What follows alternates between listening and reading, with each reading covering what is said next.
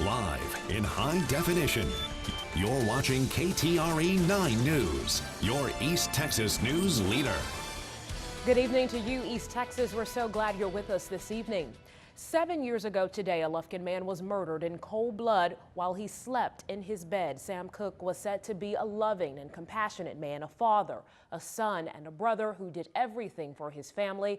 And his family says they just can't come to terms with the fact that someone would want to kill such a lovable person. But for 7 years, this case has gone through 3 different investigators at the Angelina County Sheriff's Department. And with no new leads, investigators are now having to track down old evidence that has been lost for years. And as Cook's family told our Michelle Reed, 7 years is long enough. They are ready to catch Sam Cook's killer before it's too late. It's a KTRE investigative report. For 7 years, Sam Cook's family has waited for answers to their questions.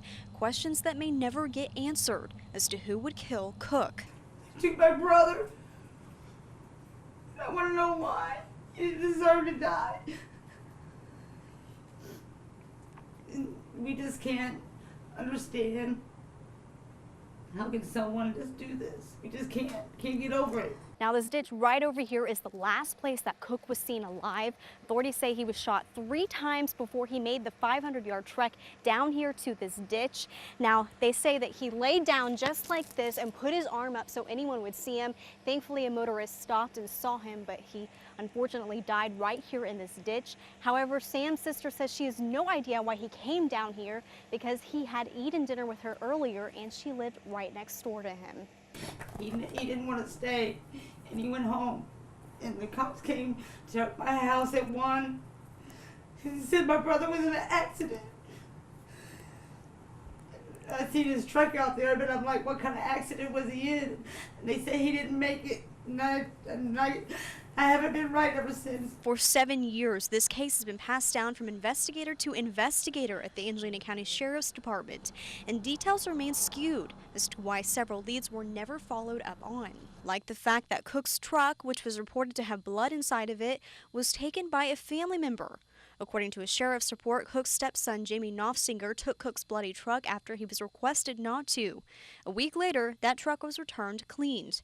However, it doesn't appear that lead was ever followed up on or if the blood was ever tested to see if it even belonged to Cook. And Sheriff Greg Sanchez says it's peculiar. The report also says that Knopfsinger had been involved in a burglary with a Lynn Hearn. Cook is alleged to have said that someone would get killed over the items taken. But take a look at this. It says in the report, quote, "It is unclear if this was ever followed up." And Sanchez says that's a problem. This is an old case, and it was done by the people that are not even here anymore, and so that creates a problem too for us. But we can go back and try to find these folks and even interview them. Yet more and more details are unclear. In the report, it also says a dark-colored vehicle was spotted leaving Cook's house the week before his death. Neighbors say the truck belonged to a man named Pedro, but that is another detail that was, quote, never followed up. As well, it says Knopfsinger brought a .22 caliber revolver to his uncle to fix in May of 2011, the same type of gun Cook was shot and killed by. However, it says this was also not followed up. And Sanchez says it appears Cook's killer is someone he knew. Somebody that he had dealings with, maybe a business dealing or something of that nature, and it definitely doesn't look very good from that standpoint. However, Cook's sister Sharon Neves says she doesn't believe Knopfsinger is involved and believes that the Aryan Brotherhood could have killed Cook, based off of a phone recording she received recently.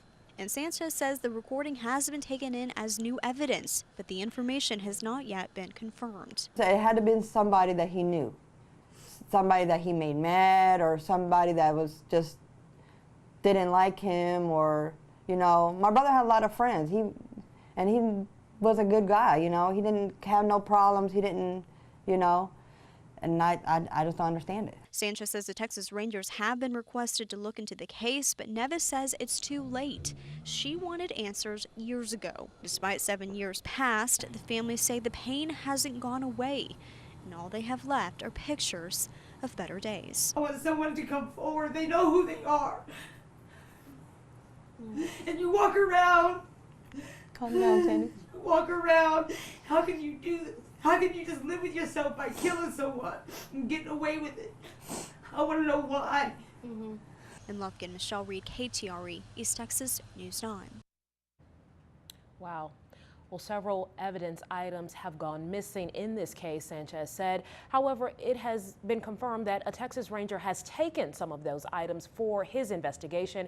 And right now, the Sheriff's Department is waiting on the rest of that case file and video of the scene before they can move forward in their investigation. Meanwhile, if you have any information as to who killed Sam Cook, you are urged to call the Angelina County Sheriff's Department, and that number is 936-634-3332. We move now to weather. Not a whole lot going on tonight, but tomorrow, that's when we'll notice a change in our weather pattern. Let's let our chief meteorologist tell you all about it. Hey, Brad,